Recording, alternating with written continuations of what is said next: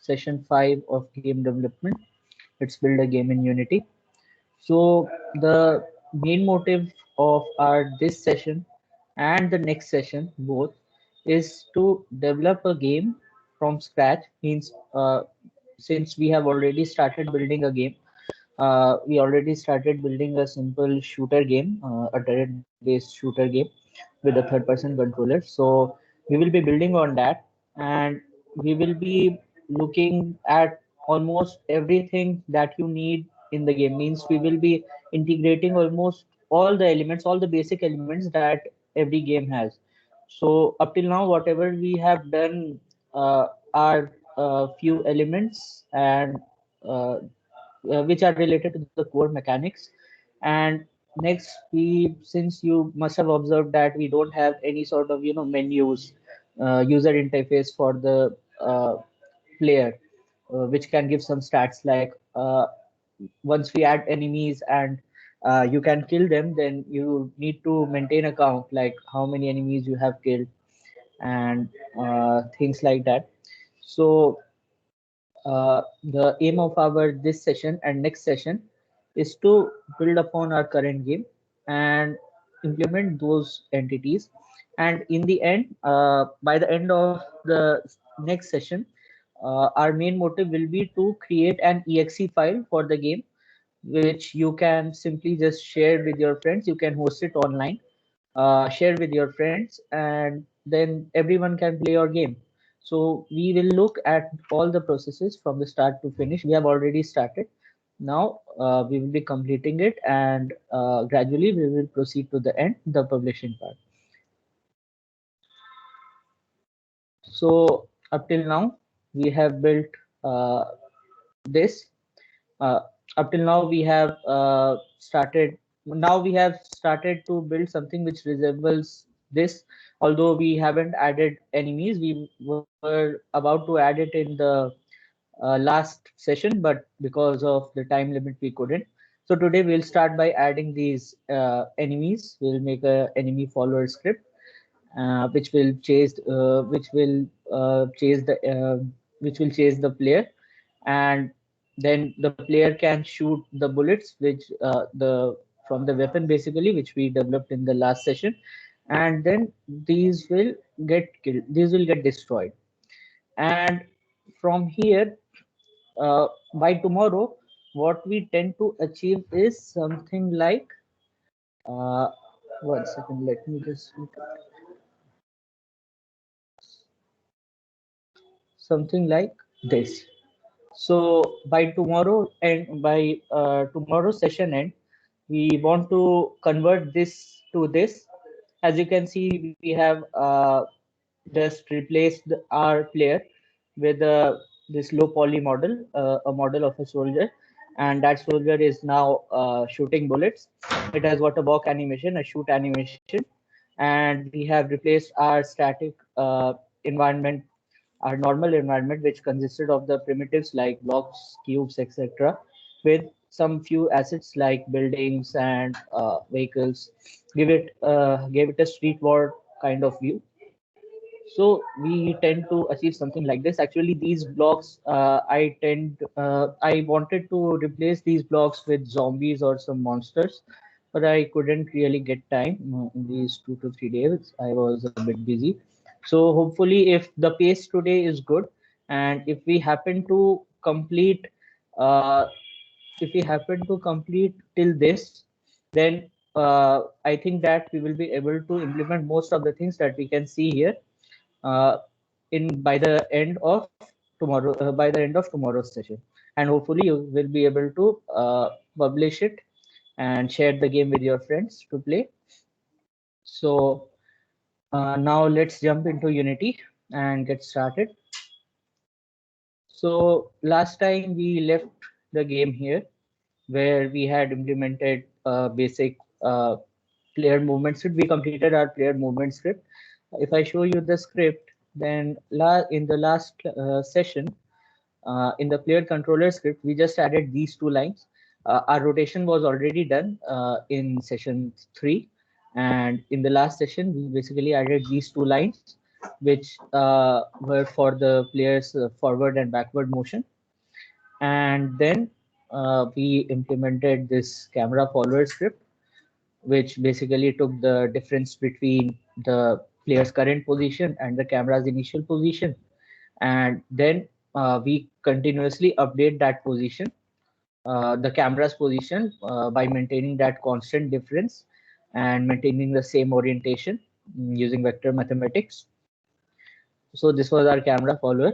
Then we added a simple, then we created a simple bullet, which was a blue colored sphere and which was a sphere and which had trails, orange colored trails. If we play the game, you already know what it looks like, but still, we implemented something like this.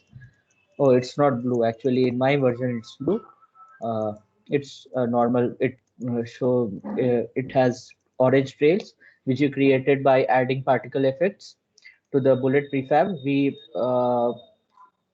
just worked with a few prefabs, like how to create this bullet prefab. We saw how you can just drag a simple sphere and then drag it in here in assets folder, and it will create a prefab out of it, which you can use multiple times in your game. And we added a simple this trail renderer, a particle system for rendering that trail like effect.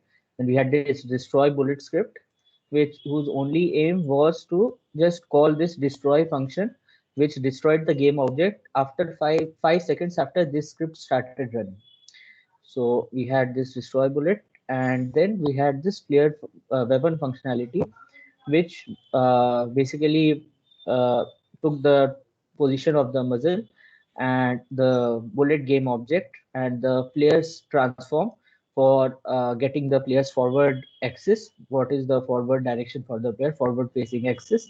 And we had a bullet force, and we first created this bullet. We created an instance of the original bullet, and then we spawned it at the muzzle position, and we gave it a rotation of 0 degrees on the x, y, and z axis. That is quaternion.identity. And we had this player direction for the same for the forward for getting the forward direction of the player, and this is how we added the force uh, for the bullet. We added an impulsive force because we know that for weapons, the bullet that is released from the muzzle has an impulsive force. So to simulate that, we use this impulsive force. So I guess everything is clear up till now. Yes, sir. Okay, so today we'll start by implementing our enemy. So when we switch back to our original game, and we see that our enemies are basically these cubes, red colored cubes of specific height, of a bigger height. And so what we have to do is we first have to the first step, just like we did with the player, we first have to bring in the basic shape in the scene, which we want to use as our enemy. So since this is a cube, actually a cuboid, so we will first import a cube, and then we will reshape it. I mean, we will increase its height so that it looks like a cuboid. So let's first import uh, a cube. So if we right click here, in our hierarchy, go to 3D object, and then click on cube. You see that again the cube is positioned at some random location. So we will just reset its position, bring it about here, and we'll just increase its height. Let's say its height is 2. So it is a bit higher so that it comes under the it comes at a height which is equal to the our turret's height, our turret's muzzle height, so that when we shoot with the uh, when we shoot, then the bullet hits it. Because in our turret we don't have the functionality to rotate it in upwards or rotate it upward or downward. We can only rotate the player, and the muzzle is static. Only the rotation of player will affect the orientation of the muzzle. So we have to avoid that. We have increased the height of our enemy, and now we have our enemy. And for this cube, we can just rename it as enemy, since this is our enemy. And just like our player, which was affected by gravity, our enemy also will also be affected by gravity. So for that, what do we add? If we want any of the object to be affected by gravity, physical forces, physical simulation, what is the thing we add in the component? Rigid body. Rigid body. Okay. Yeah. Okay. So we'll go to add component. In our enemy, we'll go to add component, and we will search for rigid body, and we will add it. So now our enemy will be affected by gravity. And so if we, let's try to play it once and let's see what happens. Now if we play, and let me maximize this. If we play, player can move, and when we hit the, oh, sorry, my player went down. I think I should just increase the size of the plane. Let's say it's 4 cross 4. And now if I save the game, save the scene and replay it, and if I now see, now just like we have our how this thing, when we are colliding with it, it is moving forward because it also has a collider. And if we shoot it, just like you saw earlier, if we shoot it, uh, I'm not able to get the angle. Okay, so you can see how it goes off. So this is basically how the physics engine is interacting with that object, and it is simulating the same effect as if a force is being added, and gravity is playing its role in taking that object down. So that is what the rigid body does. And now we have our enemy, and this enemy, as you can see, is quite static. So what we need to do is, our main motive is to make this enemy follow the player, just like here. You can see that this enemy is trying to follow the player wherever the player is going, and trying to lean over it. So we need to create something like this. Although right now this enemy is not able to kill the player, because at the time I recorded this, I forgot to add that functionality that player should die when this tries to lean over it, or when the enemy touches this player.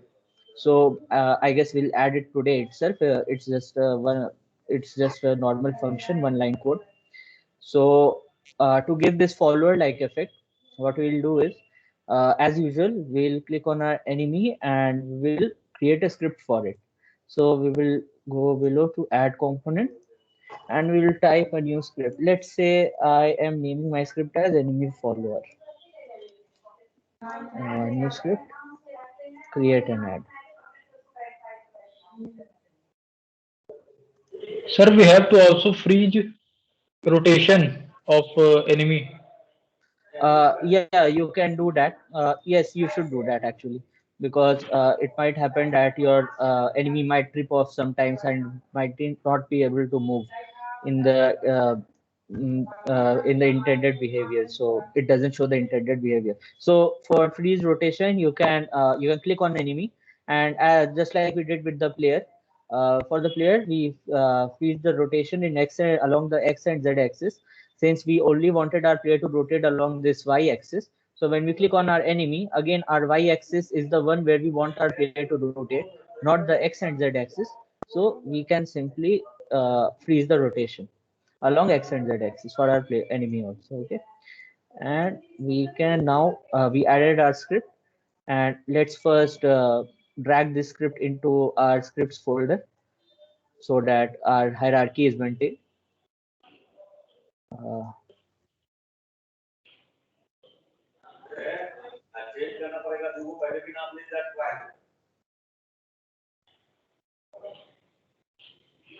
wait a second, guys.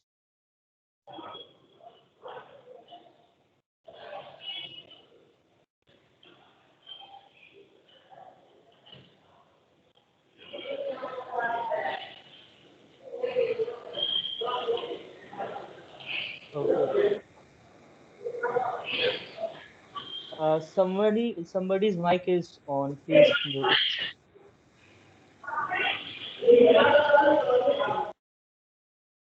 Okay. So let's open the enemy forward script. Again, we have this blank template. And so how do we make the enemy follow? So what we need to do is, let's say you have this player and you have enemy, and the position of these two can be represented by a vector, right? So how do we make this enemy follow our player? So it's simple actually. What we can do is we can always maintain we can always keep our enemy. uh, we can basically find the angle. What is the angle which by what method can you get the cos theta, the angle basically between two Projection. vectors? Okay, projection, right? Yeah. But if Unit we vector talk we can about use. vectors, what is the operation you perform on two vectors when you get cos, if you want to get cos theta? Dot product. Okay, Dot okay. product. Thank you. Dot product. Dot, Yes, a dot product. dot product. So what we can do is, let's say for our enemy, this is the forward facing axis. Just like our player has this blue forward facing axis, our enemy has this blue forward facing axis. And what we want to do is, if we select our enemy and we want, if we say that our enemy's face is this forward axis itself, just like our player, for our players, this is the forward axis, and in this direction, this is the direction in which the player moves. Suppose we want our enemy to move in this direction along this axis, the forward axis. So what we need to do is, if we want our enemy to move along this face, means along this forward axis, and it should move towards the player, then what we need to do is we first need to find the angle, the effective angle between these two, this the axis of our player and the axis of the enemy, this forward facing axis.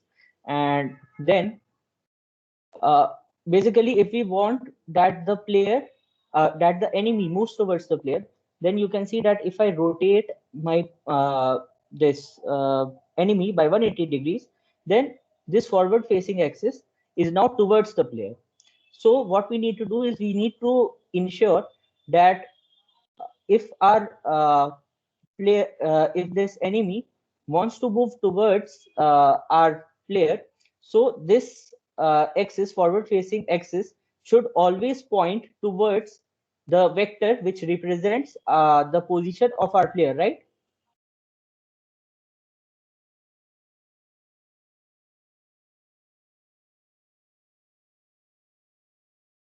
So for that we need to find the angle, and for the angle we can easily find the dot product and do it right away. So we actually don't even need to write the code for dot product, since Unity has a ready-made function for aligning this forward axis of one object towards the vector which represents the position of another object. And it's just a one line code. We'll just see how that works. So let's jump into, so I hope you get the basic intuition like how we are going to do this. And once we get this direction, once this is aligned in the direction of player, we just need to move this along this direction until its position is let's say about 0.5 distance away from the player. Because if we make the position of this equal to player, if we check that if while this player is while enemy's position is not equal to player's position, then enemy will always try to come towards player and will overlap the player, will try to overlap the player, and we don't want to do that, right? We want that it actually stops here somewhat, and then through here it will lean on it, and then it will try to touch the player and destroy it. So to implement that functionality, let's open our script and let's first declare few variables. So first of all, what we need is towards which object we want our enemy to go. which means we first need to know, yeah, which means we first need to know where our enemy should head, so that it can reach to its target. So we first store the reference for our player. So how do we do that? Player is a game object. So game object player, we store a reference to that. Now this will store the reference to the player, the whole game object, and we also need the position of the player, so that we can get the we can get the angle, and then we can align the forward axis of our enemy towards player. So for that, what is the component that holds the position of the player? It's the transform. So we will write transform player pose. Now we also need to get the transform of the enemy, since we need to find the effective distance as well as the particular direction with respect to our player. So again we need the transform, but this time this will be the transform of our enemy. So let's write it enemy pose. And next, we also need to define what would be the speed of our enemy. Since our enemy will be following the player, we need to define some speed. So let's create a public float variable. Public float, let's name this enemy speed. It will hold the speed of the player, speed of the enemy, with which it will follow the player, it will go towards the player. So public float enemy speed, let's keep it about 3f, 3.0f. Again, I hope you know why we are adding this f, because this is a float data type. So we have to add this f to tell the compiler that this is a float type data. Now, just like we did previously, we first need to get the reference to our player. So for that, okay, first let's remove this game object player. I'll tell you what we have to do with this. We will go step by step, just as we discussed. So first we need to get the transform component of our player. So just like we did previously in our start function, we will assign the value by using this. We can easily get the, yeah, okay. So what we can do is, one second. I think we can do it directly. We don't need this. Uh, I'll tell you what we are doing. One second. Yeah.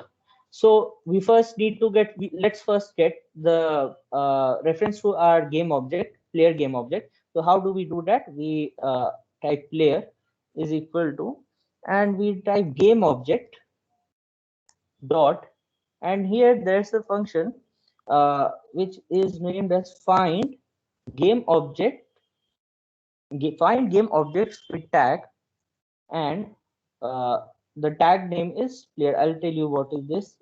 Just let me write this. Okay. So what is this? Let's see.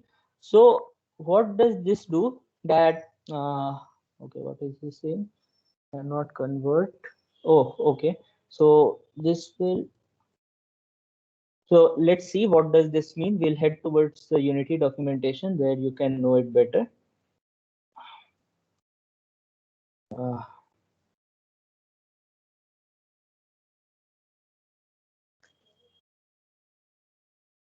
what this basically does is this returns an array of an object having a particular tag. And what is tag? We'll just see here in scripting API. Yeah. So here returns an array of active game objects tagged tag. Now what is a tag? So when we go back to our game, we will see that here in any of the game object you select, you will see that just below the name here in inspector we have a tag. So what we can do is, let's say you have a player, let's say you are playing an RPG game, role playing game, and there you have multiple, like you are yourself a player, then you have goblins, you have elves, and you have say monsters, and whatever creatures are there, whatever different class, different sets of objects or enemies or whatever friendlies are there. So let's say you have 5 to 6 goblins, 7 to 8 elves, and so on. So since every game object in this scene has a different name, like you cannot have two enemies in this game object having this in this scene having the same name, like enemy and second also enemy. That won't work. So what happens is that we can indeed, for the objects which are of the same type, we can indeed tag them with a particular tag name. So for example, we have some of them are pre-made tags. These are already given by Unity. Like we have player tag, we have main camera tag, we have editor only. So for our player, since this is our main player, what we can do is we can tag it with the pre-made player tag. Now, what will happen is that we can always refer to this with the tag name player. Whatever player we will be adding in our scene, and if we create multiple instances of it, like if I press Control D, you can see that the name has changed.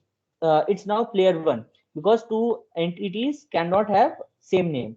So if we have to, let's say, refer to both the players, then it's not feasible to write the name every time in the script, like player one, player two. So for that, if you see, this player also has a tag player and this player one also has a tag player. So all the objects that are of a single type that pertain to a single class of entity, they can be tagged with a specific tag name, so that you can directly use the tag name to get the object that refers to a particular class of objects. So here player and player one are two players, and we can easily refer to them together by using the tag player. So let me delete this extra player one. So I hope you all understood what is the use of tags. Yes, sir. Sir Yes, sir yes. आप sir आपने जो tag use किया उस पे player click करने के बाद क्या क्लिक किया? कुछ नहीं, बस प्लेयर क्लिक कर दो, हो गया, काम हो जाएगा। तो यहाँ पे प्लेयर तो आया ही नहीं ना? यहाँ टैग में प्लेयर नहीं आ रहा है। नहीं, वहां आ गया प्लेयर, यहाँ पे हाँ, बस हो। सैंपल सीन में। नहीं, वहां करना ही नहीं है ना, वहां कुछ नहीं करना है, बस यहाँ से टैग करना है तुम्हें। सैंपल सीन में कोई चेंज नहीं होगा। सर तो प्लेयर वन आ रहा था ना, नेम चेंज करके दूसरा प्लेयर अच्छा, आपके में अभी। हाँ, नहीं तो वो मैंने डिलीट कर दिया, वो तो मैंने बस दिखाने के लिए बनाया था। अगर तुम्हें नया हाँ प्लेयर सर, तो बनाना है, हाँ तो हाँ, तो कैसे मैं आएगा बता सर? देता हूँ। वो प्लेयर पे क्लिक करो, जो तुम्हारा पुराना प्लेयर था ना, उस पर क्लिक यस करोगे सर, और yes sir. Control D press करोगे तो डुप्लीकेट हो जाएगा वो। तुम्हें एक दूसरा प्लेयर मिल जाएगा जो इस पे ही ओवरलैप रहेगा, उसे तुम मूव करोगे हाँ हल्का यस तो सर, तुम्हें दिखेगा दूसरा प्लेयर। हाँ हो तो इसे गया हो गया। डिलीट, हाँ, तो सेकंड प्लेयर को डिलीट कर देना, उसका काम नहीं है। हाँ हाँ यस सर, तो हो गया हो गया। ठीक है। So we got our player. We have tagged it with our player with the player tag, and now here in this script, what we are doing is we need to get the reference to the game object player. Okay. So what we are doing is we are searching for the game object with tag player in our scene. When we are writing this line, what we are commanding is that this is in the game object class. We have this function find game objects with tag. So what this will do is this will search the complete scene with the for the objects having the particular tag player. And let's say if there are multiple objects here, then it will return a list of those objects, and those lists you can refer to that list as an array. I hope you all know what an array is. It's a linear data structure which basically stores data at I mean same time, it same type. yeah, yeah. So I hope you all know what is an array, right? Yes sir, right. Yes. Yes. Okay. So this up till this part, if I just ignore this zero, up till this part, it will return an array, and you can see that it is giving an error because, and you can see cannot implicitly convert type Unity Engine dot game object array to Unity Engine dot game object. So this is giving an array, and I'm trying to store it in a normal game object variable, which is not an array. So if I want to get the first element of this array, since this array will have only one element, since we have only one player in the scene, so if we want to get the first element, we will use this square bracket and type in 0. So this refers to the first index, the first position in the list. In the arrays we have 0 based indexing, so 0 refers to the first index in the list. So we have our player now using this start function, and now we need to get the transform of this player. Since we have got the complete game object player, a reference of the complete game object player using this, what this player stores is this complete game object. Okay, now if this complete player has whatever component it has, this uh, particular variable is now storing all the components, and from all those components we need this player pos. So how do we get that? It's quite simple. We first write player pos, what we need to assign value to and equal to. We take the reference to this player, our player game object variable, and press dot, and then we can type in get component transform, since we need to get the transform component from this particular game object variable. From this particular game object, so we have got our transform component now stored in player post, and we also need to have this transform for our enemy. So that's simple, just like we did this previously in other scripts. Since this script is attached to the enemy itself, what we need to write is this dot game object dot get component transform, and now we also have the position of our enemy. Okay, good. Now just 3 to 4 more lines and we are done with the enemy follower. Now in our update function, since now we have stored everything in our declared variables just in the start function itself. Now in the update function, which runs every frame, what we first need to do is, what we decided that if our player has to, if the enemy has to move towards the player, then it first has to, its forward vector first has to point towards our player, so that when it translates forward, then it will be always be moving in the direction which faces our player. So for that, we were talking about finding the dot product and calculating that angle, and then implementing that projection stuff. So we don't need to do that much, since in Unity we already have a function named as look at. So how we are going to implement this? So it's simple. Since we need to change this, we need to update our transform values. So we simply need to use enemy post. We will simply refer to enemy post dot, and then we have look at. So look at, see, rotates the transform, so the forward vector points at target's current position. So you can see what are the parameters we are passing. There is one transform for the target and vector 3 world up. So we won't be using this vector 3 world up. This parameter, this function is overloaded. We won't be using this. This is not of this is of no utility to us right now. We will only be using this target, transform target. So when we type look at, and for us our target is our this player position. So we type in player post and we are done. So now our enemy will always be facing the player. If we save this for a moment, head back to Unity and wait for hot reloading, then go to our enemy where the script is attached, and then if we run this game, just first make sure that your player is tagged with player. Otherwise it will not detect, it will never be able to find which your player is, and that script will not work. It will throw errors. Speed you have implemented.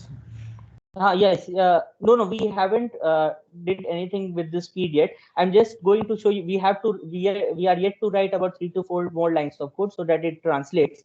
I'm just showing you how this thing will rotate. Okay, so that it always maintains a position. It always faces the player. So if we hit play, and let's see.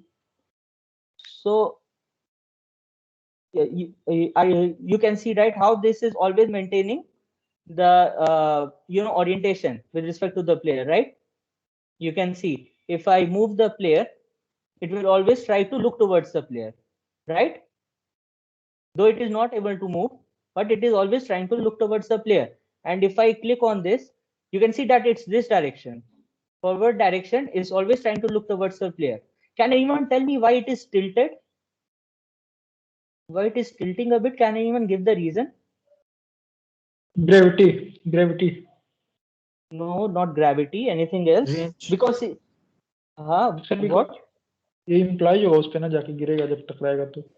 तो y position different होगी। Okay, right. जो बोला कि y position different है, that's the right answer actually. So you can see that, let's say for our player, its y position is 1.08, okay, and for enemy its y position is 1.06. So you can see that there is a difference of about 0.02. So because of that difference, since this is always trying to point towards the center of its body, and the center of its body is for our player, the center of its body, as you can see, is downwards, is much down as compared to, it is at minus 0.079, and for enemy it is at 1.0661. So you can see that there is an approximately a difference of, I think it's a difference of about 1. Yeah, it's a difference of about 1 units in Unity world. So that is why this thing is trying to point at the center, but this, since the center is lying at about 1 units down, it is trying to point in that direction, and hence it is a tilted a bit. Okay, so this is how our look at function works, and let's pause it. Now let's drag this a little bit further, and now our look at function is working perfectly fine.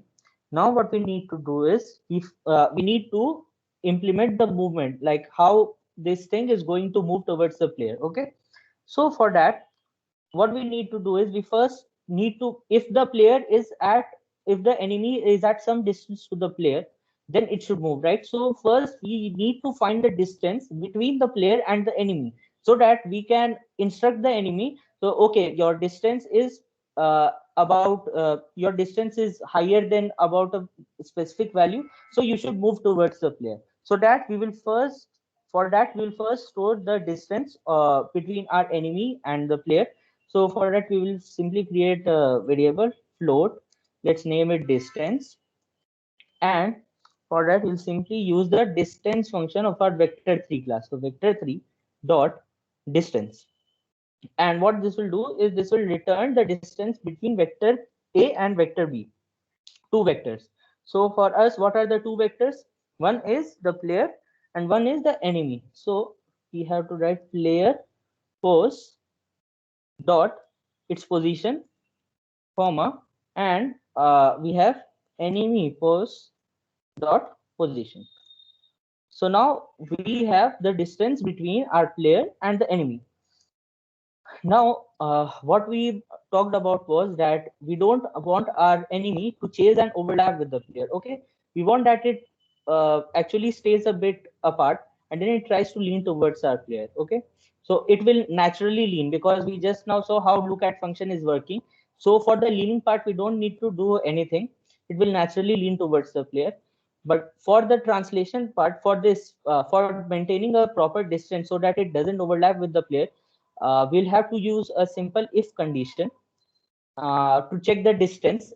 We'll check if the current distance between the player and the enemy is, let's say, a 0.5 f. It's let's say greater than 0.5 f. Then the enemy should translate towards the player. Else it will not translate towards the player. Okay. So how do we do that? We use an if statement. If distance is greater than 0.5 f, then we need to translate our enemy. So how we do that? It is we will update our enemy's position, because we are trying to translate the enemy. So naturally we will have to update its position. So we will take the reference to enemy post transform dot position is equal to, in which direction we have to move it? We have to move it along its forward axis, right? So we can write transform dot we can write first, we need to get the enemy's forward transform. So simply for that, we can write this enemy pose dot forward returns a normalized vector representing the blue axis of the transform in world space into the enemy speed, with what speed the enemy must move towards the player, into time dot delta time, our good old friend about which we talked, why we multiply it uh, because of this device independent frame updates. We have multiplied this time dot delta time, and we are done. Our enemy can now follow the player. So if we go back to Unity, and Else, no, we don't need to write an else.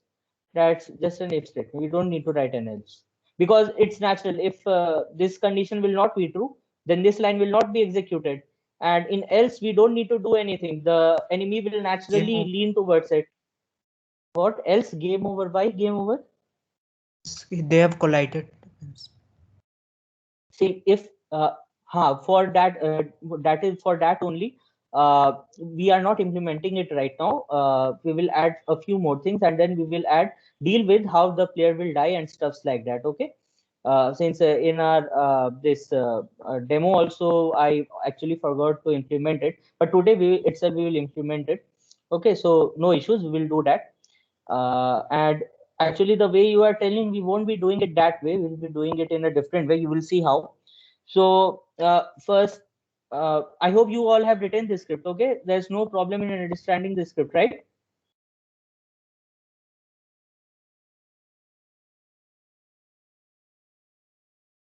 No, sir. So Yeah. we can't use find game object tag if there are multiple players with the same tag. So find This game of yes. we can use if there are multiple game objects. Then what we need to do is we need to form an array of game object. Okay, and then this find game objects with tag with game objects with tag player will return an array. Okay, and from that array you can specify the index number. Like here we are specifying index number 0, since we have only one player, and it will be stored on the first index, that is index 0. If let's say we had 3 or 4 players, then you could be using here 1 2 3 as well, 0 1 2 3, anything, because you have 4 players, so you have actually 4 positions in this array, which this is returning, where there is a reference to a player stored. Okay, so you could definitely use that. So sir, enemy will find any random player. So follow any random player if there are multiple players. What? If there are multiple If there are players, sir, multiple players enemies will and follow. okay, and you are saying about if there are multiple, then for that you will, we'll have to implement some more logic. Like if let's say what we can do is we can check which is the player which is nearest to some enemy, right? And if any player comes nearer to an enemy, then the enemy shall change its stance, and it will start following the player which was earlier near to it. Okay, so what we can do, we need to add some more logic to that, and it's a bit of more scripting, and then you can surely implement that sort of thing.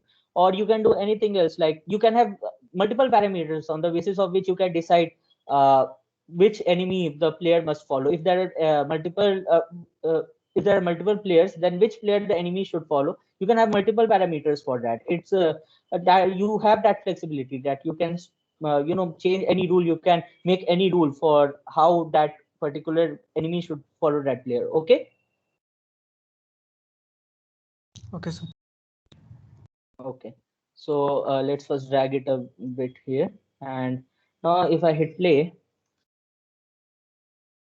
oh, I think something bad happened. 1 second. Enemy, let's say enemy speed is 3, and it's quite fast actually, I guess. Let's uh let's just reduce it to 1 and just try. It's still trying to hit us. Okay. Let's see where is the issue. Okay, so our script looks good, and mm, our enemy transform time dot delta time forward distance greater than 0.5 f. and sir ये game object में G capital रहेगा या small? कहाँ पे भाई? Sir यहाँ पे जो एनिमी पीओएस है हाँ, इस पे, ये स्मॉल रहेगा, ये वाला स्मॉल रहेगा। और ये सब हम कैसे जानेंगे कि कहाँ स्मॉल होगा कहाँ कैपिटल होगा, ये सब चीजें?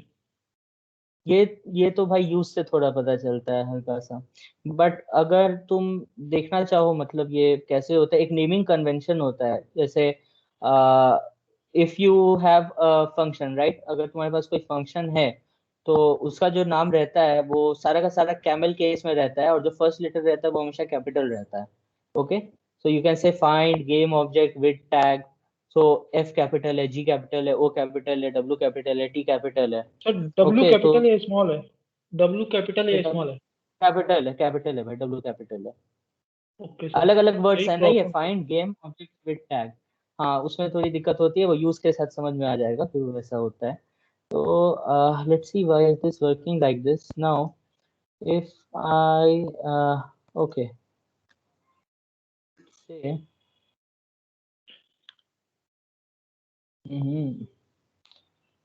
लेयर को जीने नहीं देगा ये। एक minute,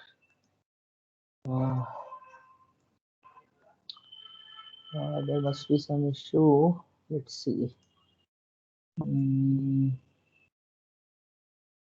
What is the issue? Dot enemy speed, and we have okay. Can anyone guess any issue we are facing here? Yes sir, game object से होगा या ऑब्जेक्ट होगा ऊपर? नहीं, स्क्रिप्ट में तो कोई दिक्कत है नहीं, मतलब स्क्रिप्ट का ये सब सही है, सेमेंटिक्स वगैरह सही है और सिंटैक्स भी, बिकॉज अगर गलत होता है तो कंपाइल ही नहीं होता गेम। सर ये मेरा तो सही कंपाइल है। कर रहा है तो रोटेशन सर स्प्लिट्स। लिख रहा है ना द नेम। एक एक करके बोलो। बोलो बोलो। तो वो उसको हिट कर रहा है ना, ऑब्जेक्ट को रुक नहीं रहा। हाँ हाँ, वही बात है, वो तुरंत वहां पहुंच जा रहा है। सर जो डिस्टेंस है उसको बढ़ाना पड़ेगा, क्योंकि डिस्टेंस जो उसके सेंटर से ले रहे हैं ना, तो उसका जो सर्कमफ्रेंस बन रहा है उसके सर्कुलर पोर्शन का, वो ज्यादा बन रहा होगा जितना हमने डिस्टेंस लिया उससे, सेंटर से। अच्छा, अगर let's say if I decrease the size of her for a moment, but ऐसा कुछ होना तो नहीं चाहिए, but let's say initial position बढ़ा दी उसको। इनिशियल पोजीशन कुछ भी करके देखते हैं, कुछ ना कुछ तो होगा ना। नहीं सर, जो इफ की कंडीशन उसमें डिस्टेंस बढ़ा दीजिए एक बार। अच्छा, distance okay, let's say 2f कर दिए। क्योंकि ठीक दोनों है। के सेंटर से होगा ना, तो फिर वो दोनों को सेंटर पर ऐड करके उससे ज्यादा हो रहा डिस्टेंस, तो फिर वो हिट करेगा ही करेगा। ओके, एनीवे ये प्लेयर को नहीं जिंदा छोड़ेगा, फेंक देगा प्लेयर को। कोई बात नहीं, हम लोग देखते हैं, डिबग करते हैं इसे। तो किसी का काम कर रहा है क्या, किसी के साइड की सबका ऐसा ही हो रहा है? सर मेरे में एरर्स आ रहे हैं कुछ। अच्छा, एरर्स आ रहे हैं। एरर्स तो स्क्रिप्ट्स में ही कुछ ना कुछ दिक्कत होगी तभी एरर्स आ सर रहे हैं। अभी आपने सर जो गेम ऑब्जेक्ट प्लेयर है उसको तो वो किया था ना आपने, मतलब कमेंट बनाया था ना, फिर उसको क्यों हाई कर दिया? क्या, किसको? जो गेम ऑब्जेक्ट प्लेयर है स्टार्ट, जो ऊपर लिखा है ना सर सबसे ऊपर पब्लिक क्लास हम्म हम्म स्क्रिप्ट में, तो गेम हम्म। ऑब्जेक्ट मेरा सर कंपाइल करने पे लिख रहा है game object is not in this context. कुछ केसेस में मिसिंग होगा भाई तुम्हारा। मैं ये वाला स्क्रिप्ट कॉपी कर देता हूँ, ठीक है, तुम लोग अपने साइड ये कर लो, इन केस कोई दिक्कत आ रही है तो हाँ यस सर, मैं भेज कॉपी कर देता दो। हूँ। मैं भेज देता हूँ।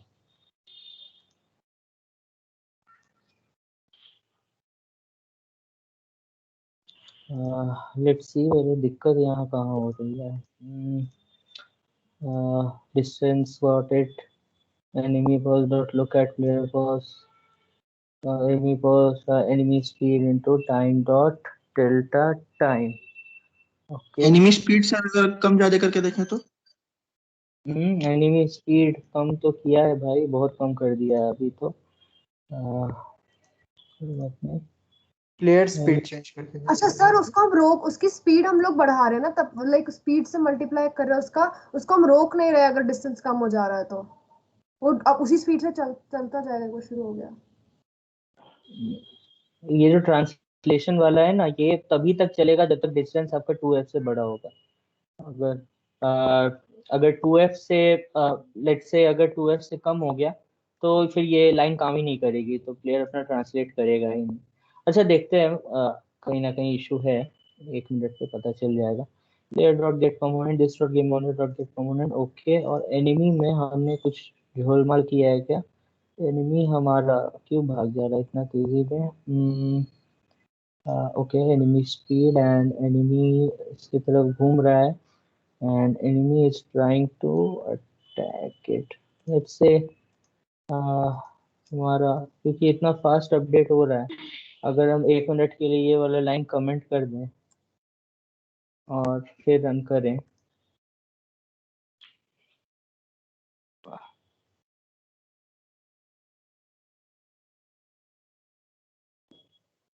अभी तो ये मतलब ठीक ही ये कर रहा है,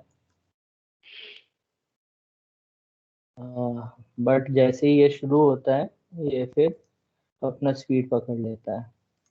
बट ये ऐसा हो क्यों रहा है?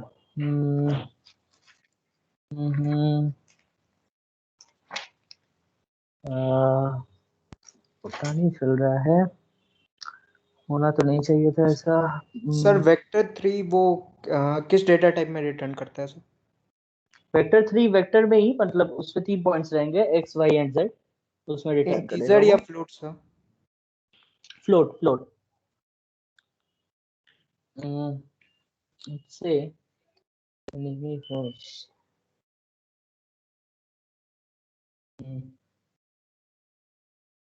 okay, so अगर enemy goes to forward and it is hitting it.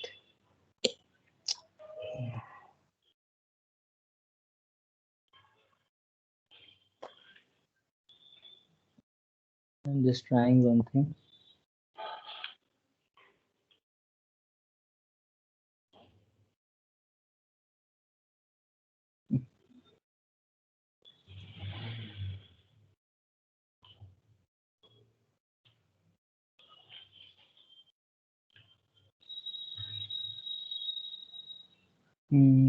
Okay.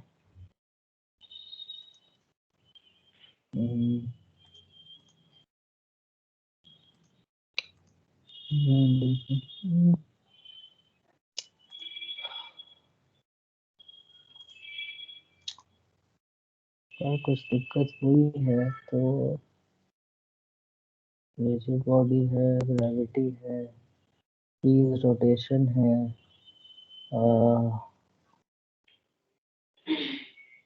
is it doing so? अच्छा चलो इसको चेक करते हैं। हमारा बेसिक अभी लॉजिक पहले चेक करते हैं। लॉजिक क्या था कि प्लेयर ये एनिमी घूमता है प्लेयर की तरफ और फिर हम डिस्टेंस कैलकुलेट कर रहे हैं, एंड आफ्टर डिस्टेंस अगर डिस्टेंस इससे ज़्यादा है पर्टिकुलर वैल्यू से तो हम एनिमी को ट्रांसलेट करा रहे हैं उस डायरेक्शन में। और शायद हमने यहीं पे गलती कर दी है, बहुत अच्छी सी गलती कर दी है। हमने क्या कर दिया है, हमने सर ये मेरे वाले प्लेयर मूव कर रहा है बट जो एनिमी है वो वहीं स्टेबल है अपने प्लेस पे। एक सेकंड भाई, हमने एक गलती कर दी है, रुकिए। Let's check. चल भाई,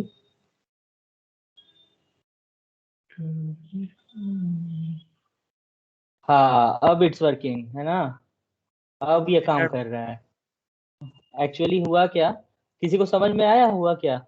yes sir, position update add नहीं करा था पिछली बार का। हाँ एक्चुअली वही प्रॉब्लम हो रही थी, इसका स्पीड बढ़ा देते हैं। तो एक्चुअली दिक्कत क्या हुई कि मैंने यहाँ पे डायरेक्टली इक्वल टू कर दिया था, तो इससे क्या होता है ये enemy post dot position equal to, तो इसमें क्या होता है कि ये ट्राई करेगा इस पोजीशन से इसे इक्वेट करने का, ठीक है, बट होगा क्या कि ये क्योंकि कोई ये डेफिनेट इस पे जा नहीं सकता है, और ट्रांसफॉर्म डॉट फॉरवर्ड जो है ये हमेशा एक यूनिट मैग्नीट्यूड पे ये रहेगा, और ये डिस्टेंस क्या करेगा, एक बार में स्वैप करके ये कभी भी ग्रेटर देन 2f पे आके रुकेगा नहीं, ये क्या करेगा डायरेक्टली प्लेयर के पोजीशन पे आके रुकेगा, और फिर उसके बाद ये मतलब प्लेयर, जैसे अभी तुमने देखा कि प्लेयर कैसे वो इसके वो क्विक एक्शन के रिस्पॉन्स में प्लेयर कैसे रिडैक्ट कर गया, मतलब प्लेटफॉर्म से ही उड़ गया, तो बेसिकली वैसा कुछ इफेक्ट हुआ। तो हमें क्या करना है कि ग्रेजुअली इस चीज को ऐड करना है, because we are adding to the enemy's current position, right? We are not hard coding the value, we are not directly equating this value.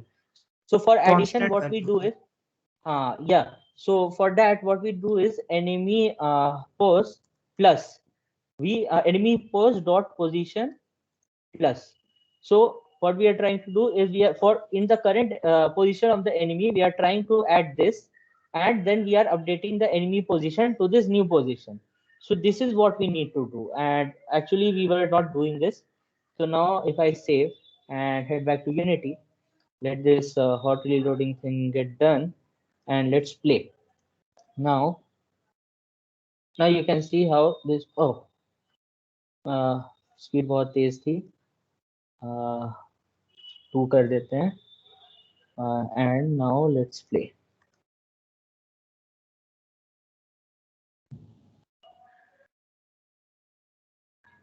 थोड़ी देर यहाँ रुकेंगे तो वो हमारे पास आएगा, आया, अभी भी हमारे पास आ रहा है, भागेंगे, हमारे ही पास आ रहा है, भागेंगे, हमारे ही पास आएगा, और कहीं जाएगा कहाँ बेचारा।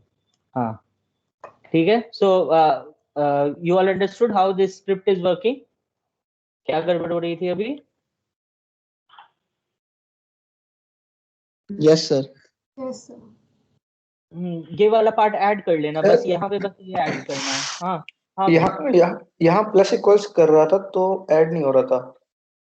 प्लस इक्वल से भी हो जाएगा, प्लस इक्वल से भी हो जाएगा। वो एक्चुअली मुझे लगा हो सकता है तुम्हें वो नोटेशन पता नहीं, क्योंकि कुछ लोग अभी जस्ट प्रोग्रामिंग स्टार्ट किए है ना, तो इसलिए मैंने इजी करने के लिए ऐसे डायरेक्ट लिख दिया। प्लस इक्वल टू से भी हो जाएगा। Actually, you can write this in shorthand like this. If I remove this, and if you write a plus sign before this equal to, then it will mean the same as we did it previously. Enemy pose dot position plus equal to transform dot forward into any. So this is basically a shorthand for writing enemy pose dot position is equal to enemy pose dot position plus transform dot forward and into enemy speed into time dot delta time. So this will also work. This is shorthand for writing increments. So now we have our follower, and it's working good, and yeah, it is working. So now since we can have multiple enemies of this kind in our scene, so what we need to do is we can create a prefab out of it. Just like we created a bullet prefab, we can create a prefab out of it. So how we do that? We open our prefabs folder, and we click on left click on our enemy, and by holding our left click, we directly place it in our prefabs folder. Now we have our enemy prefab created. You can see that this there is this blue symbol here, and I'll delete this from here. So now we have our enemy prefab, and say what we can do is, one thing is, see, there are multiple ways of bringing enemy to our scene. One of them is that you just bring in a few random enemies, place a few random enemies here and there. Like if I place it here, one here, and if I place multiple enemies here and there, one here, and if I place one here, and if I duplicate this and place one here somewhere here, and if I duplicate this and place it somewhere here, and if I start the game, then you will see that all these enemies will now come towards me, right? They are trying to follow me. All these enemies are trying to follow me. Okay, so this is one way that you can bring out all the enemies here, whatever number of enemies you have to bring in your scene, and then you can just place it here randomly in any fashion, and then you can just play the game. But now when anytime a player restarts a game, then these enemies will remain at this position, right? And after, let's say, these 5 enemies, you have killed these 5 enemies, then no new enemy will come, because you had just dragged and dropped these 5 enemies manually into the scene. So we need a system using which these enemies can be spawned at regular intervals within the scene, and so that the world remains populated, and whenever you kill these enemies, then more of their kind automatically comes into the scene, and the game loop continues, and this level continues. If you want to say, let's say if you want to build a level game, then this level based game, then the level should continue, and once you hit, let's say, about 90 enemies or some particular set of enemies, then you advance to a next level. So to maintain that dynamism in this game, we have to create a spawner. So I hope you all know what is the meaning of spawn. English means this. That's a common English term. So I hope you all know what is the meaning of spawn. Spelling? SPAWN. Oh, no, sir. Yes. Spawn means to this bring in an entity, create an entity inside the world at some place, okay, during runtime. That is called spawning. Let's say you die, let's say in Counter-Strike, if you play Counter-Strike, you die, okay, after a few seconds you are respawned. Respawned means you are again created, your player's instance is again created in the game, and with full life and whatever ammos you have, rejuvenated everything. So that is known as spawning. Okay, like in PUBG, if you are playing against bots, then there also you have this concept of spawning, like bots are spawned or other players are spawned. So that is known as spawning. So we need to create a spawner for that. But first of all, you must have observed that when we hit our enemy with the bullet, if you try to hit it with the bullet, our enemy won't die, right? Because we haven't created anything that instructs the enemy to kill itself when it hits a bullet.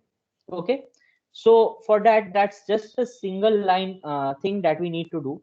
We need to detect what is the most basic thing, what is the condition for the enemy to die. Collide. Collide with what? Bullet. Player. हाँ, bullet. Enemy तो bullet से collide करेगा तब ना मरेगा. अगर player और enemy collide करेगा तो प्लेयर की डेथ होगी ना. हाँ, प्लेयर की तब जैसे. Yes right. ठीक है, तो स्फीयर मतलब स्फीयर के साथ. Yeah, so whatever bullet we generate, once the enemy collides with that bullet, then it should die. Okay, so what we need to do is we basically need to detect the collision between our bullet and this enemy. And what is the thing that decides the collision between two objects? What is the component? Impulsive force. No, collision. What is the thing that takes care of the collision? We have added a collider, right? If you know what is a collider means what? Collider is the basically a part of the physics engine, which helps in the calculation of collisions. Okay, so the colliders which are present on two bodies will, if they interact with each other, then we know that they both have collided, and then we can instruct our enemy to destroy itself. For example, our bullet has a collider, sphere collider, and our enemy also has a collider, a box collider. Okay, so when these two colliders interact with each other, then we know that we need to instruct our enemy that you destroy yourself. Okay, so let's open our script for enemy, and We will then apply here, force. no need to apply force, because we are just we are just checking for the collision, right? Once the bullet comes in contact with our enemy, our enemy will destroy itself, which means our enemy will get deleted from the scene. Okay, I Will think not you are be thrown talking back, about. sir. Oh, okay, you are talking about that, right? So we can do that, but actually, to keep things simple, because then we'll have to. Okay, we can do that. You are talking about throwing back, right? So let's do that. Actually, I didn't do it that way, but if you are saying that we have to write only one more parameter and then it will be done. Okay, so let's do that. So we'll open our enemy forward script, and then we need to check for collision. Okay, so for that, Unity gives us an inbuilt function to check this thing, and it will come outside of start and update, because this thing is handled by physics engine, not Unity engine. So physics engine will continuously try to check the collisions between two objects. So we have got a separate function for that, and we can write it as void on collision enter. Okay, so you can say on collision enter is called when this collider or rigid body has begun touching another rigid body or collider. Okay, so on collision enter. So you can see that when I press enter, this is a function that is created, private void on collision enter collision. So uh, this collision class basically stores the data related to the collision, like uh, what is the tag of the particular object with which the current uh, collider has collided, and other different parameters, like what is the type of the collider with which the current collider has collided. So everything, it stores all sorts of information. So for us, we just have to check that whether it has hit the bullet or not. Okay, so for that, what we do, we write in conditional statement if collision, we are referring to this variable collision dot game object, the game object with which it has collided. We are taking the information of that collision dot game object dot tag. What is the tag of the game object with which this particular collider has collided, and double equal to check if this value is equal to, let's say, bullet. player. So for this, what we need to do, since we have written here bullet, just like we did here, we tagged our player as player. For our bullet, we also need to tag it as bullet, since there can be, see, this is the benefit of tagging it with a tag. When we generate multiple bullets in the scene, then you must have seen that those have different names and different orientations and sorts of stuff like that. So if we wouldn't have had this tag stuff, then it would have been difficult to maintain a reference to all the bullets in the scene and perform the various operations that we need to do. For example, here, since we have to detect collision, we can directly refer to all the objects which have the tag bullet, and we can simply check it. So when we head back to Unity, we select bullet, and if we go up, we can see that it doesn't have a tag, it is untagged. Okay, in the prefabs, we go to bullet, and then here it doesn't have any tag. So we click here, and we see that there is no tag named as bullet. Okay, so we can add our own tag by clicking on add tag. Here you can see that the list is empty. This list refers to the tags that have been defined by the player, by the creator, by the programmer. So we can click on this add sign, plus sign, to add a new tag, and then let's add a new tag called bullet. Okay, and once we type this is case sensitive, so please take care of that. Here in my script, I have written as capital B and all small ULLET. Same here, I have written it and then press on save. So we have a new tag, a user defined tag named as bullet. Now we head back to our bullet, and it is still untagged. So we click on it, and we click the bullet tag which we just recently created from this list. Now our bullet is tagged with the bullet tag, and when we go here, if collision.gameObject.tag double equal to bullet, then what we need to do is destroy, simple, just like we did with the bullet, destroy this dot game object. We are instructing the enemy, since this script is attached to enemy, we are running a check on the collision, and we are saying that if you are colliding with a bullet, any game object with the tag of bullet, you need to destroy also. Destroy this dot game object, and let's say we need to get it destroyed after, let's say, 1 seconds or 0.5 seconds, so that we can have that throwing back like effect for a moment.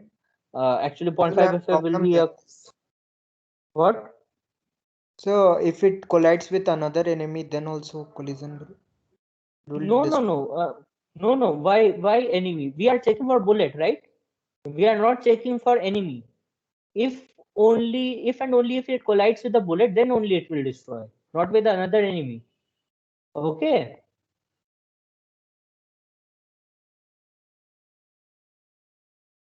So if we go back here and wait for the reloading, and now let's first, my player speed is quite high. I need to just reduce it a bit.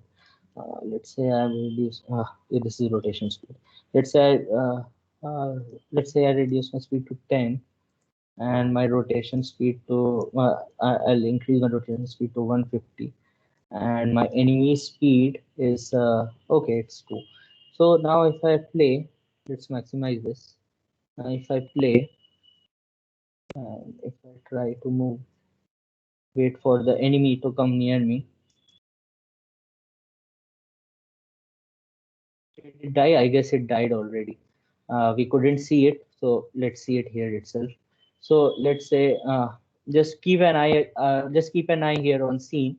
So if we hit play, and you can see that the enemy is moving towards us, and if I hit destroyed, right? Enemy got destroyed. It the bullet hit it and it got destroyed. You all Yes, sir. saw that? Yes, sir. Okay. We can just again test it once again. If I just maintain a camera position like this, and actually the bullet speed is also quite high. So if I say that let's decrease the bullet speed a bit, bullet force, actually, I think we should reduce it to 40. It's basically a trial and error stuff, like how much force you are adding and stuff like that. So now if I try, it destroyed. And why it took 1 second? Because we have implemented here 1 second delay, but it is looking quite unrealistic. I can understand how you are saying about that, throwing back stuff. Actually, I didn't implement it because then it would require some more, addition to the programming. Like, you need to disable a few things so that it gets, it rolls and stuffs like that. So I try to avoid that thing since this is just an introductory series. So I didn't do that sort of stuff, but you can definitely do that. And I have just removed that delay for a bit, and now if we check it, now you can see that it will work flawlessly. As soon as it will hit, it dies. Okay, so we have our enemy killing machine ready. Like, we can kill the enemies very easily. So now we are left with the spawning part, and the spawning part, actually that is the only script we need to write next.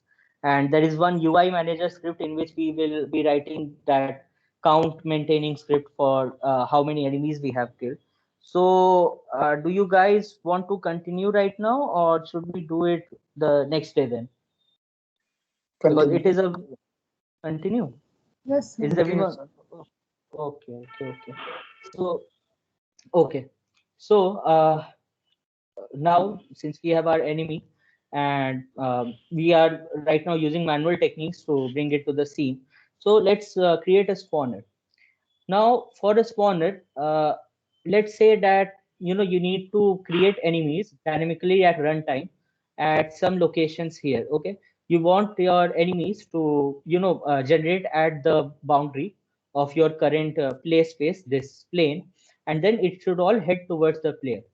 Okay, so for defining the boundary, what is the thing we need? What is the basically the component we need to check the bounds of this boundary?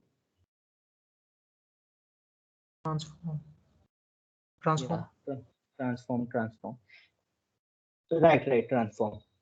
So what we can do is, there are multiple ways. Like, you can simply refer to this plane's transform, and you can do like that. Like, I can divide this plane into, let's say, 4 parts, 1, 2, 3, 4, and I'll use this first part and the fourth part for the sponsor, and the middle part will be the plane area and stuff like that. But since that will require maintaining multiple variables for this particular segment, and we might be we might need to reuse the area. We might need a spawner itself, so that when we extend this game, when we let's say when we want to extend the area, when our place is not a plane, let's say when we create another terrain, a mountain like stuff or something like that, then there this idea won't work. So for that, what we can do is we can Empty game object. create an Yes, we'll create an empty game object, and or in that empty, no, not empty. We need to define the bounds. Okay, so we will create something through which we can easily identify the bounds of this. Empty game object will be a bit of an overkill. So what we will do is we will create a cube, simple cube. We will reset its position, bring it about here, and what we can do is we can rescale it, uh, rescaling tool, in a way that it covers, yeah, I'm rescaling it in a way that it covers our complete space where we want to spawn it. So this is the this one and here. Okay, now So if we I can put use my room like effect in this. yeah, room like thing, yeah, you are right, we can do it in multiple ways. Okay, uh, but this is I'm doing this thing just for reusability, so that if you have to create some other spawning location, then you can simply drag. This will also be made converted into a prefab, this location. Okay, so if you want to just create another spawning point, then you can simply drag this prefab and use this. So for this cube we don't need this renderer, we only need the area this cube occupies. Okay, and so what we do is in this cube we untick this mesh renderer. Let's rename first this cube to enemy spawner, since this will be our area. This will be the effective area where our enemy will spawn, the area which is covered by this cube. And let's turn off this mesh renderer. Now you will see that that cube is not visible to us. There is a boundary that is visible to us, and this boundary will help us to identify what is the particular bounds of the area within which the player will spawn, or within which our enemy will spawn. So our main motive is to make our enemy spawn in the area which is marked by this green box. Okay, within this area, and then it will then proceed towards the player. We have disabled the mesh renderer, that's great, and we'll also disable the box collider. Okay, good. Now you see that there are faint lines here because we don't even have a collider. So now, since we don't even have a collider and neither this mesh renderer, neither we will be able to see it, nor anything will be able to interact with it, like collision, etc. Because we have disabled the collider. The subject doesn't have a collider now anymore. Okay, so now let's create a script for this, so that we can instruct whenever we can create enemies here, spawn enemies in this area using that script, and that script will be attached to our enemy spawner. So let's click on enemy spawner, let's click on add component, and let's create a script known as enemy spawner. New script, create and add. And for spawning, what is the function we will use? If you all remember from our bullet, when we were creating bullets, then we were using one function. Can you name that function, what we were using to create new bullets in the scene?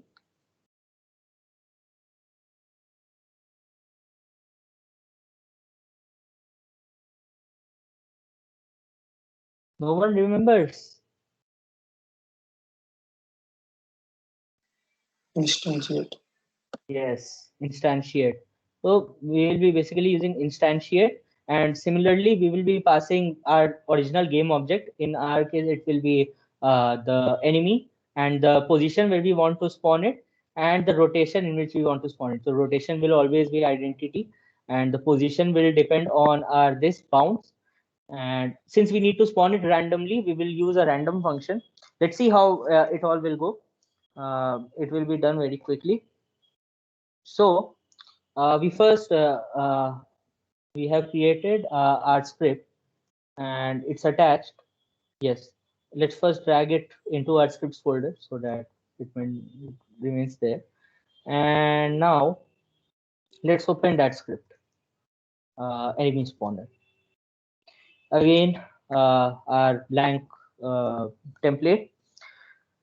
Now, what we need to get is, we wanted our enemies to spawn in the location that is marked by this position. Okay, and how do we get the position? What is the particular thing with reference to which we can define the bounds of this particular stuff, this particular box like region? It's the transform of this object itself, right? The enemy spawner. So we will create a variable to store the transform of our enemy spawner. So let's name it transform enemy spawner pos. Let's make this one. Now, what we can do is we can make one public integer variable, and which will keep the enemy count, like how many enemies we want to spawn in this particular location, in this particular room. Okay, so let's say I want to spawn about 5 enemies in this room. Okay, this will maintain our enemy count. Now, let's create two float variables that will see, since we need to define the area within which our enemy will spawn, we need to get the width and the length, right? We need to get the width and the length, which is marked by this particular box, this particular box area. Okay, so how we get the width and the height is simple. We will first create a variable float max height for storing the maximum height, and max width for storing the maximum width. Okay, we have created these two variables. We will store the, oh sorry, not max height, one should be max length, because we don't need to do anything with the y, with the height. We just need the 2D area, the length and the breadth. So we have created these two variables, and next we have the we need to get the reference to our original game object, which we need to spawn. So public game object enemy, since we need to spawn the enemy, so we will get the reference of our original enemy, which we need to of which we need to create the clones. Then we need to maintain a list. List is also a data structure, an array like data structure in Unity, and we will create a list of, not integers, sorry, we'll create a list of game objects, and this list will store the instances of enemy. Like whenever we create the multiple instances of the enemy, then the clones will be generated, and that clones will be held within this list, this public, this list, this game list of game objects named as enemy instance. Okay, so we are doing that. We are doing this since, see, once we let's say we are spawning right now 5 enemies, right? And let's say when we kill those 5 enemies, then we need to check that whether all the enemies that we spawned in this location have been killed, all the enemies, or let's say if only one enemy is left, or if only 2 enemies left, then we need to instruct that you spawn more enemies, right? So that the flow of the game continues. Because if all the enemies are dead, and one thing is that we cannot make the script, you know, spawn the enemies continuously, because then the whole world will be cluttered. And then let's say if the player is not interested in killing the enemies and he is just moving vaguely, then, and if we create a set time, if we create a time counter like stuff which will spawn the enemies at some regular interval, then the whole world will be cluttered with enemies. And then if you create multiple enemies, then chances are that your game might also crash because of the, you know, memory overflow or stuff like that. So for that, we have created this enemy instance so that we can check that if all the enemies that we created are dead, and if they are dead, then we can again spawn the next set of 5 enemies so that the game continues. Okay, so we have created this list of game object. Yeah, we are done with this with our variable declarations. Now in our start function, as usual, let's first get the reference to our spawner transform. Enemy spawner pos is equal to, since it is attached to this game object itself, which is the spawner, this dot game object dot get component transform. We will be getting the transform of our enemy spawner. And next, we need to get the max length and the max width. Okay, and since our frame of reference is the middle point of this particular room, so what will be our max length? Since you can see here in the enemy spawner in the scale, this y-axis, the scale along the z-axis is 39.176, which is the total length which spans from this corner the leftmost corner to rightmost corner. Okay, but in our frame of reference, this is the origin. Okay, and for us, the length in either side will be this value 39.176 divided by 2. So for us, the max length in each of the sides will be 39.176 divided by 2 in either side. Okay, so for that, what we will do is we will store what we'll do is we will store this max length is equal to spawner. This our enemy spawner post, which is our trans dot local scale, which is the scale, the scale value. Earlier we were taking the positions. Now we are referring to this scale. Okay, we are storing the scale values. It will give us x, y, z values of the scale dot z divided by 2. Since we can see that our length is in this direction, z direction, along the z direction, and this is the length spanning from here to here, which is held by the z component of our scale. So we are referring to that. Okay, and similarly, our max width is equal to enemy spawner post dot local scale dot x divided by 2. So we have these two now, and we need to instantiate the list. We need to create the list which we had declared here, so that it could be, so that it can hold, it can create a memory location in our memory. It can create a specific segment in our memory for holding the enemies, the instantiated enemies. So how do we do that? Enemy instance is equal to new list of type game object, since this is a new list of type game object, and open close brackets and then semicolon.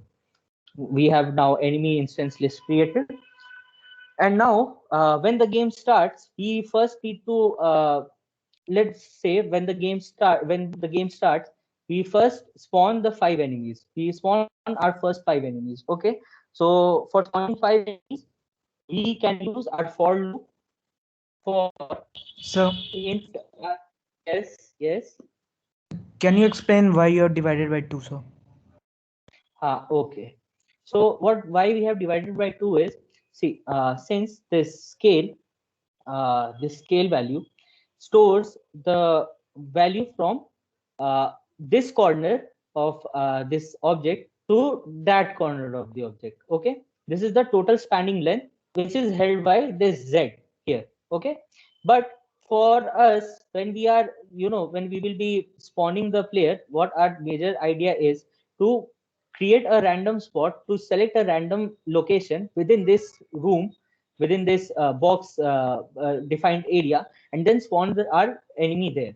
So for us, if we are within this box, then for us the frame of reference is its center, and its origin is defined by this axis, right? And since this center is in the middle, so for us the max length in each of the sides within which we have to, so we can divide it in 4 quadrants, right? This will be the, if we say Yes, sir, these are the origin. Yes. what It will work as origin, sir. Either side axis. yeah. So that is why for our this side, the maximum extent will be this value divided by 2, right? 39.176 divided by 2, from here to here complete, and from here to there complete, it will again be 39.176 divided by 2. Okay, now you are getting it why we are doing this, so that we can get our particular space with respect to this, with our particular location. Okay. Yes, sir. Yes, sir. Okay. So now we will run a for script. We'll run a loop for int I is equal to 0. I is less than our enemy count. So I hope you all know how this loop is working. It will run from 0, 1, 2, 3, 4. It will run 4 times. I hope you all are getting it. Why? You all know loops. Okay. Yes, sir. Yes, sir. Yes, sir. We know. Okay. I is less than enemy count I plus plus. Okay. And within this, what we need to do is we first need to find a random location. We first need to set a random location where the enemy will spawn. Okay, So for that, we'll simply create a float, and let's name is as rand z, which will be the random location along the z axis, and its value will be equal to our enemy spawner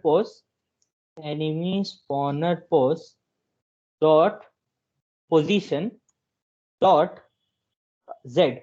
Okay, say our enemy spawner position, our origin, this origin, okay, and its z component. We are now dealing with the distance in the along the z axis. Okay, enemy spawner pose dot position dot z plus random. This is a utility library in C#, random dot range. What it gives is returns a random float number between minimum and maximum inclusive. See, okay. So we need to give one minimum value here and a maximum value here. So enemy spawner pose dot position dot z plus random dot range, and you can see that what is the random locations we can generate it. What is the bound? Our bound is from here to here. Okay, so our minimum will be minus of this value divided by minus of this value divided by 2, and positive this value divided by 2, right? If we go from here to here, then what will be our maximum bound? This will be 0. Okay, then -1, -2, -3, -4, up to minus 39.176 divided by 2, right? And from here, if we go this side, then it will be +1, +2, +3, +4, up to plus 39.176 divided by 2. Are you all getting it? Why we have taken that by 2 there? Yes. Yes.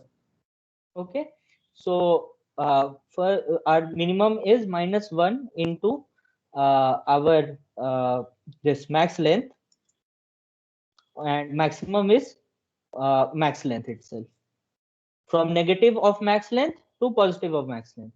Same, we will get our random position along the x-axis, rand underscore x is equal to, and we'll just simply copy paste this stuff, and we'll just change the values of here. It will not be z. Here we are taking in with respect to x, and it will not be max dot length. It will be max width, and this will also be max width.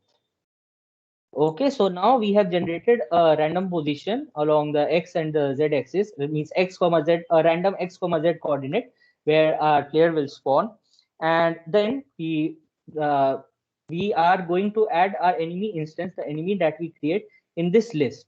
Okay, so how we add this? There we were doing instantiate in our player weapon and storing it in a single variable. Okay, but now since we have created a list for storing that, so we need to add the particular instance in this list. Okay, so for that we can refer to our enemy instance list, enemy instance dot add. What will it do? Add will add the particular item, this game object item, to whatever we instantiate to this list. Okay, add, and then we just need to call here instantiate, and whatever we did earlier, we first get our reference to enemy, the original game object, and then we get the position. So what is the position for us? Position will be new vector 3. Since we have created a vector, we need a 3D vector. So what are the 3 coordinates for our vector? X and Z we know from this rand X and rand Z, but Y we don't know. Y we also don't even know. We also don't need to know, because it doesn't matter where we are spawning it along Y. So for our example, let's say we are spawning it about 1.0 f units above the ground. Okay, so rand underscore x comma 1.0 f, and our z axis rand underscore z. Okay, so this our new vector 3 is now holding the values for the 3 x, y, and z coordinates where we need to spawn our enemy. Okay, and for the rotation we have simply quaternion dot identity, which means 0 rotation along each of the axis. And why is this? Okay, there is one extra here. Okay, yeah, and one extra. Okay, so now our enemies will be instantiated here in the first run, during the run of start, which runs before this update is called. And at the start of the game, we will have 5 enemies in our scene. Okay, And if we run this for a while, we go back to check if it is working. If we go back and in our enemy 5 spawner, duplicates. huh? We have not created 5 duplicates no of enemy. No, we don't need now. That is why we are writing the script, right? We don't need to duplicate anything. Now the script will generate everything for us. Okay. Okay, sir. Okay, sir. So now let's drag our enemy. We have enemy. Let's drag our enemy here, the original game object, and our count is 5. So if I move back my camera here a bit to see how it is spawning, so that you can see here in the top. And if I play, just keep an eye out here, and you will see. See, 5 have spawned at random locations, right? You can see how 5 spawned, right? Yes, sir. So they spawned at random location within that box itself. And if I restart the game, you will see now they spawn at different locations. Again at different locations, different from the previous orientation, right? So every time this script is run, they will spawn at random location. Okay, but So 2 positions will never be equal, sir. what? 2 random values will never be equal, sir. You're taking No, 5. no. Generally, it is never equal. Generally, but if it becomes equal, then Unity will handle that. No issue in that. Okay. There are possibilities, many possibilities, right? Because there is a float value. Even a 0.62 difference could be there, 0.05 difference could be there. Okay. Yes, sir. Highly Which is unlikely that, yeah. So, but once we kill those 5 game objects, then new enemies will not generate. Why? Because this is called only once in the start. So we need to call this again in our update function. Okay. But before calling this in update, why did we create this enemy instance? We talked about it that we need to find out if what are the number of enemies left in the scene. Okay. And if the number of enemies left in the scene is less than, say, a particular value, then we create more enemies to compensate the dead enemies. Okay. So for that, let's first quickly create a set this checker script. It will be really Sir, quick. Yes. why we Hello. are using Yes. this new vector 3? Where new vector 3. Yes, we can remove this new or not. No. We cannot remove this new, because see, this new keyword is creating a vector 3. This is a constructor basically, okay? And this is creating a vector 3 having these 3 values. Okay, if you have read OOPS, means object oriented programming concepts, if you are familiar with that, then you know what does this new actually assigns a particular means a particular location in the memory for the storing these variables. Okay, this value. So this new creates basically a new space, a new memory location, assigns a new memory location where we can store these values. Okay, and if you don't use new, you cannot create a new location, and naturally these values will not be stored. Okay. Yes. So now let's check for the number of enemies we have. For int I is equal to 0, I is less than enemy instance. Enemy instance is our list which we created. Enemy instance dot. See, we have here multiple options, multiple this functions and multiple.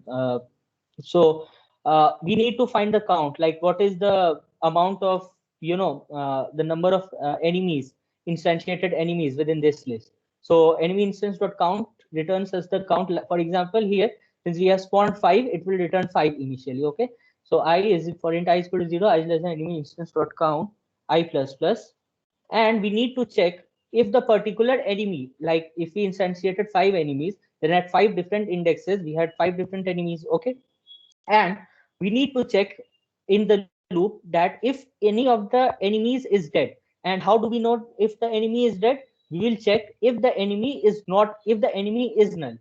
You all know what is null, right? You all know the meaning of null. Null means there is no value, right? Yes. Okay. So we will check at the particular index like enemy instance I is double equal to null. Okay. If it is null, we know that player has killed that enemy and there is no use of storing that enemy in this particular list anymore. Reference to that enemy in this particular list anymore because that enemy is already dead. So we will remove that particular enemy from the ith index. How? So we will again get the reference of enemy instance dot remove at I. So it will remove the enemy instance that was at position I from this list, and naturally the size of this list will decrease by 1. Okay, so now we have checked and the list count will decrease. And when this enemy instance dot count value, let's say, will decrease some particular value, let's say it will become 0 or it will become 1, then we know that the number of enemies in the scene has reduced and we need to generate more enemies so that our player so that the game continues and it gives a dynamism like enemies continue to appear in the game. So for that, again, we simply need to first we need to write a if statement. If enemy instance dot count, we'll first check how many enemies are there in the scene. If enemy instance dot count, let's say I want to instantiate enemies if the enemy count becomes less than 2. Okay. If enemy instance dot count less than 2, if there are enemies less than 2 in the scene, that means if there is only one enemy left, then again we just need to copy and paste this thing. What we did in the start, we need to do the same thing. We are copying this thing. See this thing for entire as well, this instantiating stuff, because we again need to do this. Here in this part, we checked if the enemy which we stored at the ith position is any more there in the script. If it is there, then no problem. But if it is null, then we remove that particular index. Then the size of this list will reduce. Let's say we had 5 enemies. You killed enemy number 1, and it checked that okay, one of the enemies have become null, so I'll remove that from the list. That is removed. Now the size of my list will become 4. Yes. We don't need to store the I, sir, so that at the same index it is formed, sir. No need, because see, list, that is why I'm using list. If we would be having used an array, right, then we would be using that I, because arrays cannot be resized, but list can be resized. This list can be thought of as an linked list. So if you don't know about linked list, it's basically a node and there is a pointer. It's a different type of data structure. You just need to know that if you remove a node from it in the middle from any index, then the list shrinks itself, and then you don't need to maintain the reference of that particular index. You can add the enemy instance at the end itself, and the size of the list will reduce or increase dynamically. Okay. Yes. So if we kill the enemy, then the size of the list is reduced. And finally, if the size of the list becomes less than 2, which means if only one enemy is left in our scene, we again run this script, and now we spawn the enemies again equal to enemy count. Now this is done. We save this, go back to our scene, and let's hit play. Now you will see that if I, let's say, I killed 2, I killed 3. As soon as I hit, see, 1 was left, then 5 other appeared, right? Hit, see, 5 other appeared. When 1 is left, 5 other appears. See, 1 is left, 5 other appeared. Okay, you all got how this is working? Yes, sir. Yes, sir. So this is how, see, now the game is also dynamic. Since the enemies are spawning continuously, and the player will never feel as if the game is over or something like that. He will always be preoccupied. Okay. Yes, sir. So we can you can just duplicate this enemy spawner. You can create a prefab out of it. And for example, if I create a prefab out of it, I create a prefab, and then I can just duplicate it and place it, here. And you see that if I press it, I duplicate it, I press it here. And now if I try to run the game, you will see that in both the locations, enemies are spawned. Okay, and if I try to kill from whichever side 5 are, 5 are gone, then 5 more will appear. Okay, you all understood how this is working and why we created a prefab out of it, why we created Yes. this range. Yes, sir. Okay, so I guess now it's enough for you all. I can hear the the voice, the tiring voice of you all, so I won't take much of it now. So I hope today's session was interesting. You all learned something. Yes, sir. Sir Yes, yes. Sir इस week में अभी और भी वो रहेगा क्या game session का, वो मतलब सेशन लगेगा क्या क्लास? बस इस week? एक सेशन है, बस एक सेशन है, इसके बाद लास्ट सेशन परसों 20th को, वो लास्ट सेशन है। उसके बाद खत्म? हाँ, उसके बाद खत्म। क्यों, और चाहिए क्या तुमको? सर एग्जाम है सर ना हम लोग का, एंड सेम है सर, इसीलिए सर। हाँ, नहीं नहीं, वो हम समझ रहे हैं, वो पता चला है। बस इसके बाद हम लोग का एक और सेशन है लास्ट परसों, उसके बाद खत्म। उसमें एक गेम कंप्लीट हो उसके बाद जाएगा। तो सर कांटेक्ट कर सकते हैं ना आपसे? अरे हाँ, उसके बाद सब कर सकते हो। उसके बाद तो अभी फिर टेस्ट वगैरह होगा, मतलब अपने ये इसमें इंडक्ट करने के लिए टीम में, अगर तुम गेम डेवलपमेंट टीम ज्वाइन करने में इंटरेस्टेड हो तो फिर टेस्ट वगैरह होंगे, कुछ उसके गाइडलाइंस मिल जाएंगे तुम्हें। वो जो भी होगा इस महीने के एंड तक सब कंप्लीट हो जाएगा। अगर इंडक्शन होगा तो वो सब तुम्हें इंफॉर्मेशन मिल जाएगी। एंड सेम के बाद नहीं हो सकता सो वो होगा सर। एंड इस सर end इतने sem के लिखते लिखते सर एग्जाम बीत जाएगा सर, बहुत प्रॉब्लम है सर। हाँ भाई, वो तो समझ रहे हैं, हम लोग का भी सेम हाल है। बट देखो भाई, अब ये इंटरनल मामला है, अब ये जैसे डिसाइड हो, क्योंकि अभी थर्ड ईयर में हमारा मीटिंग जैसे होता है, मतलब क्लब के जितने भी मेंबर्स का जैसे मीटिंग होता है, उसमें जैसा डिसाइड हो। तो अभी तो फिलहाल मुझे जितना इन्फॉर्मेशन है मैंने तुम्हें बताया कि टेस्ट वगैरह होगा। अगर कुछ चेंज होगा तो फिर बता दिया जाएगा। टेस्ट में ऐसा कुछ हार्ड एंड फास्ट नहीं होगा, बहुत आसान सा टेस्ट रहेगा, शायद 1 घंटा के आसपास का टेस्ट रहेगा। तो वो कर लोगे तुम लोग, उसमें ज्यादा टेंशन नहीं होगी। सर तो प्रोजेक्ट जो सब नहीं बनाना है ना कुछ सब? नहीं, प्रोजेक्ट नहीं बनाना हो, प्रोजेक्ट नहीं बनाना है। होगा वो गेम डेवलपमेंट के लिए होगा या हैक्सलेस के लिए होगा पूरा? मतलब डिफरेंट विंग्स है ना हैक स्लैश में, मशीन लर्निंग का है, गेम डेवलपमेंट का है, तो गेम टेस्ट सबका शायद, डेवलपमेंट तो इसलिए हाँ सबका है। तो फिर मतलब तुम्हारा टेस्ट होगा, और फिर जिस भी टीम में मतलब तुम्हारा मान लो फिर इंटरेस्ट ज्यादा रहेगा, और मान लो तुम जिसमें परफॉर्म अच्छा करोगे जिस टीम के टेस्ट में, तो फिर उसमें तुम्हारा इंडक्शन हो जाएगा। ओके वही सर, होगा।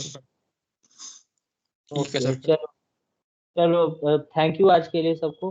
होपफुली आज तुम लोग एंजॉय किए सेशन। Yes, sir. हाँ, और सर नेक्स्ट सेशन, हाँ हाँ हाँ, सर अगर लाइक आपकी बात होती है सीनियर से तो उनको आप प्लीज बोल दीजिएगा कि लाइक एनसेम के बाद ले लें, क्योंकि अभी हम लोग का सिलेबस भी कंप्लीट नहीं हुआ है, तो टीचर्स एक्स्ट्रा क्लास लेके सिलेबस भी कंप्लीट करा रहे हैं। हम लोग को लाइक रिवाइज करने का टाइम नहीं मिल रहा है जो आप पढ़ा रहे हैं, तो अच्छा अच्छा, okay okay, I'll just convey this, I'll talk to them. हाँ जी सर, क्योंकि फिर सही से हो नहीं पाएगा तो फिर बाद में Okay, okay, got it. I understand. Okay, I'll just talk to them, no problem. Next session 28 है ना? 28 28 नहीं भाई, परसों 20th लास्ट है। उतना लंबा नहीं खींचेंगे, 20th हो जाएगा परसों लास्ट सेशन। हाँ जी सो ओके, हाँ बस। चलो, ओके, थैंक यू एवरीवन। हाँ, सर रिकॉर्डिंग आ जाएगी। हाँ हाँ हाँ, अंकित। सर आप फ्री हैं सो कुछ डाउट्स पूछने थे सो कभी भी? हाँ, ठीक है, ओके, तो अभी पूछ लो, और जिसको रहना है वो रह सकता है, जिसको लीव करना है वो लीव कर सकता है। Thank you everyone.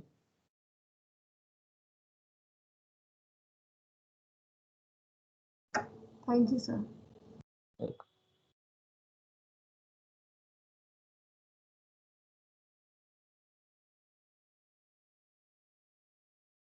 हाँ अंकित, पूछो क्या पूछना है। तो वो कंट्रोल्स यूज करने में प्रॉब्लम हो रहा था कैमरा वाला सो। जरा अपना स्क्रीन शेयर करना भाई। Sir, and the recording please. हाँ, ओह हो, यस यस, ओके, 1 second।